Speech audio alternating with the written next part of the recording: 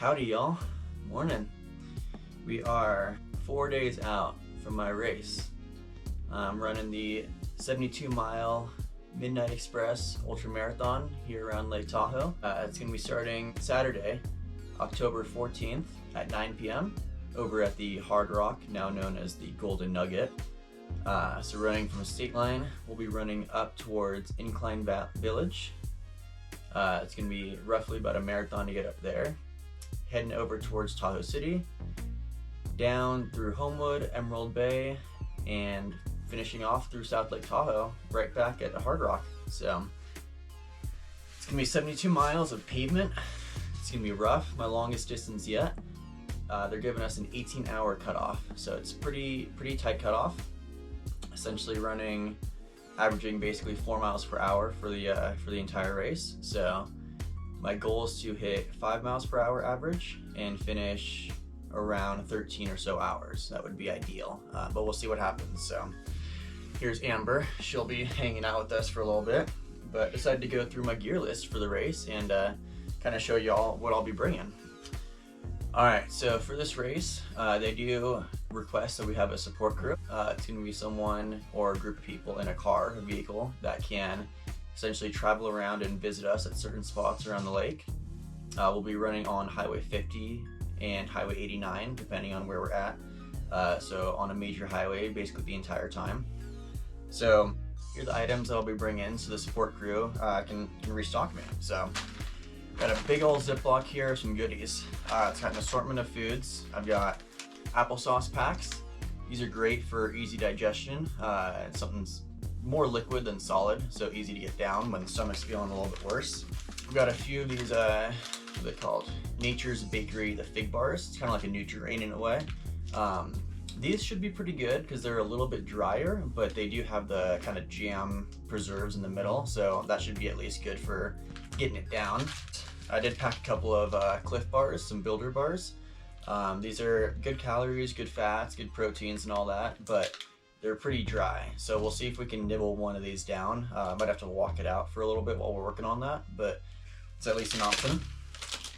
And so got a big old bag full of all those goodies. I will bring a bag of some sliced apples. Gonna probably slice up 3 or 4 apples, and then probably pack a couple bananas because bananas are delicious and they help keep you from cramping. So that's the food. Diving into the running vest, I do have some nutrition already packed in this guy. In the sides, I've got 2 applesauce packs on this side, and on this side, we've got a whole bunch of these pure organic fruit bars. Kind of a layered fruit bar is what it's called. This one's strawberry banana. They're really good. It's kind of similar to like the Soleli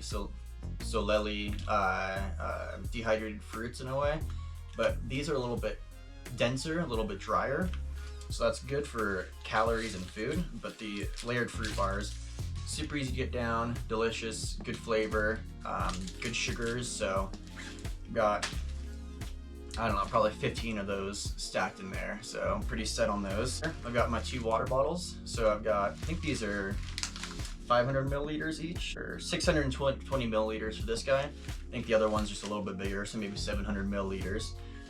So with that, I've got over a liter of water that I'll be carrying with me. So I've got 3 empty vials here. I will be bringing a 4th, but it's already packed in the fridge. These are for my pickle juice. So these fit inside of my short pockets really well. They're roughly 2 fluid ounces each. And I pack these with pickle juice, so I have just a really good salt intake really quickly if I need it. The flavor of pickle juice is really good. I'm not a pickle guy off trail, but on trail pickles are phenomenal, so that'll be my jam for that. They do request that we get lit up like a Christmas tree. Those are their words, lit up like a Christmas tree. So headlamp, I've got my Nightcore NU25. Wonderful. It's got the shock cord attachment, so it just slips right on over, weighs almost nothing, compacts down to almost nothing. But like I said, we're starting at 9 p.m. so the first 8 or 9 hours are gonna be in total darkness basically, and we'll be running along the side of the highway against oncoming traffic. If you've driven through Lake Tahoe Basin, you know that there's Cave Rock that you drive through to get to Spooner Summit, which has basically no shoulder at all. You're driving through essentially a cave. So it's gonna be pretty tight. Thankfully it's not a long stretch, but make sure that we're fully illuminated for that. I've got my Kogalla waist light. I do have a little shock band system on there, so it wraps around my waist really easily. Great thing about Kogalla is plug it into a little power bank, and from there it gets its power. So this guy runs as long as the power bank does. This is a 10,000 milliamp power bank, which should get me through the night. If it's not through the whole night, it'll die maybe around 5 or 6 in the morning. Still have my headlamp, and I've got one other light source as well that I'll show you. But this is gonna be on my waist. It's got a really bright light. It's got 5 different light sources there. So as I'm running along, it's gonna be really hard to miss this one. I've got this. It's essentially a big running vest with these like kind of nylon-ish, I don't know what they're called, straps basically. So great thing about this is, I mean, this thing illuminates pretty wildly. So I mean, you can choose a color, you can have it rainbow. So really, I mean, this big piece too illuminates, as you can see. So this is gonna be pretty wonderful. It's not providing me with any sort of light out there, but this is a great way to prevent others from actually crashing into you. I'll be very illuminated. It's gonna be very difficult to miss me while I'm out there. So pretty stoked to have that. It's super lightweight. I don't know, never used it before, so I don't know how the battery life is on it, but I'll have it fully charged and see how long it lasts out there. So I've got my lightweight running jacket here. It's just a cheapo Amazon brand. I mean, it's super lightweight. You can see my hand through material. There's a hood in there, so you can roll that guy on out and have a little hood action if you need it. So pretty excited to have that. There's a good chance I'll be starting the run off with that. Race starts at 9 p.m. Temperature forecast at the moment, it's been fluctuating all over the place. I've been checking it for the past 2 weeks. They're predicting lows of, I want to say, 35, 36 through Saturday night into Sunday morning. And then it should get up to maybe 60 on Sunday afternoon.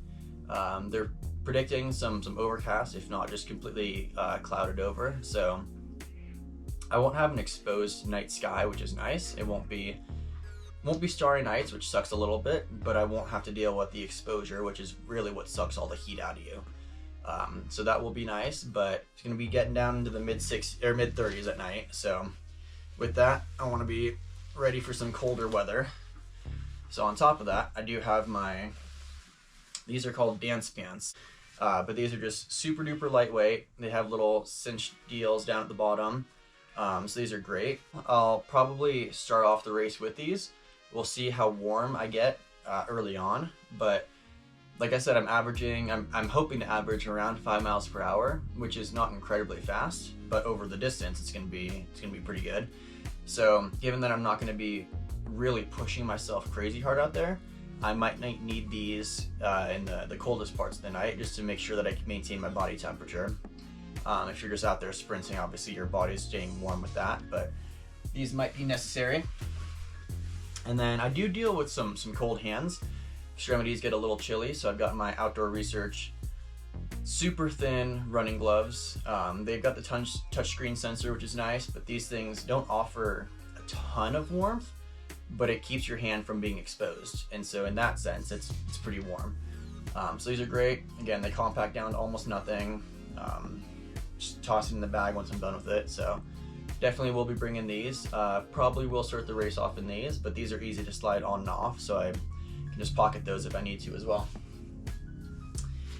And that's everything in the running vest. Now the running vest itself, I have tossed some reflectors on. So on the back, there's one at the top, one there at the bottom. As I said, I'm running against traffic, so the back won't need to be as reflected as the front. And so in that sense, the vest itself has some natural reflection on it, but I did put these 2 reflective strips on the front above my water bottle. So as I'm running, it's gonna reflect the headlights kind of a little bit closer to shoulder level for cars. So it gives them more of an idea that I'm a human being as opposed to just my shoes reflecting or something really close to the ground basically. Got my Hoka Rincon 3s, I think they're called. I love these shoes. I picked them up this year. Got them for a great deal. I want to say it was maybe 125, 130 bucks for the set. So very, very happy with that. Hokas have always been 160 to 200 bucks that I've seen, so stoked to get them for a good deal. They're amazing shoes, very, very comfortable, very lightweight, very breathable. Not much really to say about them besides the fact that these things are going to get me to the end. So pretty stoked about the Hokas. So race day on Saturday, 5 p.m. we have the pickup for bibs. They're also going to give us a singlet. So in terms of my top, I will be wearing the singlet for that. It's supposed to be race director called it a special 72-mile singlet. Probably just has a special color on it. I don't think there's anything too crazy special about it, but having something that separates me from the other marathon runners will be pretty cool. So stoked for that. With that, I'll be having my Nike trail running shorts on. These are my absolute go-to shorts. I've got 2 pairs of these. Probably rock these, but I do have more of a gray / white colored ones. So race day, I'll have to decide how colorful I'm feeling. But these are wonderful. If I haven't shown you before, they've got 2 pockets in the front here. So this is where my pickle juice goes. Take the pickle juice bottle, it just slides right on in there. It's easier when you're wearing the shorts, obviously. And the pocket is just deep enough that the whole vial fits in there and it doesn't pop on out. So I know it seems a little bit loose right now, but while you're wearing it, these things are super duper secure. Amazingly wonderful.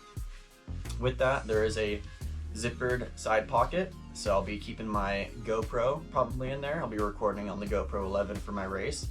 On the sides, there's another bigger pocket. I could put my whole fist in there if I need to. So that's kind of my go-to trash pocket. All my wrappers and stuff, I'll just shove right on in there. And you've got one of those on both sides of the shorts, so that's pretty wonderful. And on the very back, pocket I use the very least is this little zippered pocket. So I don't know, maybe my headlamp will shove in there, maybe my running gloves, I don't really know yet. But got my Nike trail running shorts. They're little 5-inch shorts, so I prefer the 7-inch ones that are a little bit longer, but they don't make these shorts in that style. It's all good. I'm willing to deal with a couple inches for all these pockets and the comfort of this thing. I will be wearing my Injinji toe socks. If you haven't heard of Injinji, check them out. They've got individual toe spots for each of your toes on the socks. It really helps with any sort of blisters that you might actually get on the trail, or in this case, on the road. Not to say you can't get blisters in these, but the material is incredibly good. I don't really know the percentage, but I believe it's merino wool, something else blend. The toe socks, that keeps your toes from rubbing into each other, or your nails from scratching the other toe, or whatever the case is.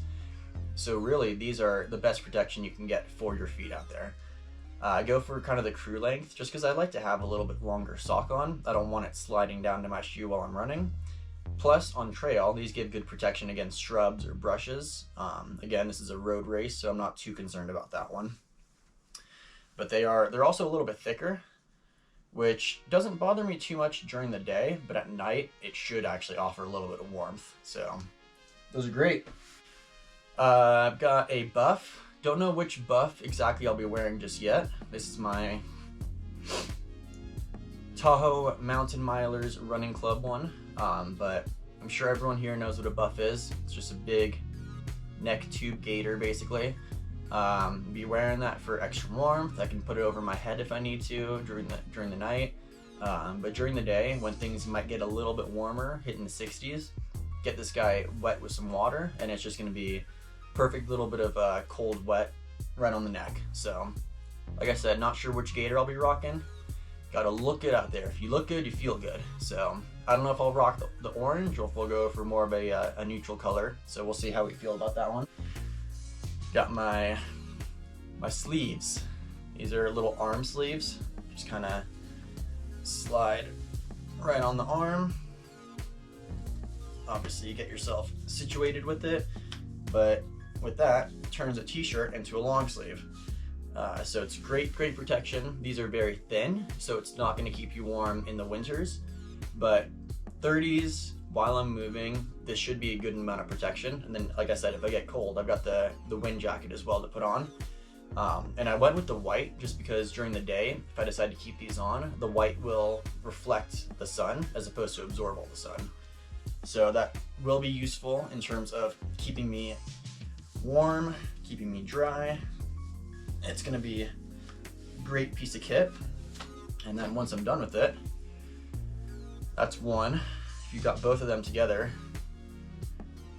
it's like a pair of gloves. I mean, it breaks down to almost nothing. So again, I can just pocket those if I'm not rocking them, but I will be bringing the arm sleeves for sure. In terms of hats, I've got a couple options. I've got probably 30 hats at this point. I'm a bit of a hat freak myself, but this is my John G, my black John G. Got this actually from my father-in-law. He picked it up, didn't really love the way it sat on his head, and so he decided to gift it to me. I love John G. I've got a couple of these. I didn't have a black one before, so I'm super stoked to have a black John G. But I love these because it is very comfortable, slides right on. The bill can get adjusted, so if you really don't want to have that in your peripherals, just throw it on up and you're good to go basically. Can obviously go backwards, that way when I'm doing my headlamp situation. Boom, and boom, good to go. Or, for whatever reason, if I really don't feel like wearing a hat, boom, it folds up into nothing again. So I don't know if you can tell my criteria when it comes to gear, but I want it to be very lightweight, very minimal, packable, something that if I don't want to wear it on my person, it's not going to be a hindrance. I'm not carrying it in my hand, I can pack it away basically. So I think this might be the last of the gear. Running glasses, very important. These are my KDeem. It's a really good brand. If you haven't checked it out before, take a look at KDeem. These are absolutely wonderful. Sit on my head great. You can rock them on my face. It is a good tint to wear indoors. You're not going to want to wear these things, but it shouldn't be an issue when I'm running outside for 18 hours.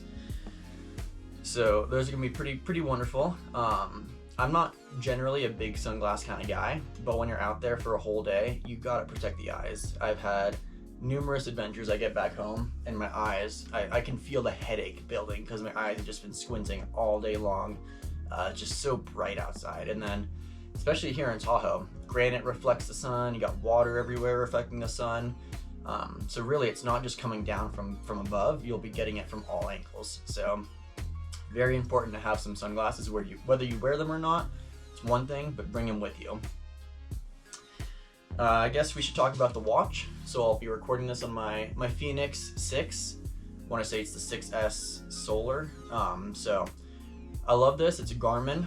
Garmin is definitely one of the leading brands when it comes to GPS watches, GPS almost anything. Garmin's the one. I'm sure you all have heard of the Garmin InReach Mini. It's kind of a GPS satellite device that can use to communicate when you're off the grid. Again, same company making watches for tracking activities out there. It's kind of a go-to in my mind. The battery life on this is incredible. I will charge it fully before the race, and then I do some setting adjustments on there to minimize what I don't need. That way I can maximize battery life. So with that being said, I would imagine this will get down to maybe 50% after the whole race. And that's with tracking GPS, heart rate, all the kind of stuff. But it's my go-to for sure. And then, as I mentioned, I will be recording on the GoPro 11. It's what I'm recording on currently, so you can't see that. But my plan is to record and document my experience, not only for you, for others that are interested about this, but also so I can look back on it. I did that with my 100K race a couple months back. I've looked back on that video countless times already and just relived the experience. So it's definitely something I plan to do in the future, and I hope that you all enjoy watching my videos on this. So we'll see how it goes. We're 4 days out, getting pretty nervous, but very excited. So thanks for joining, and I'll see you out there.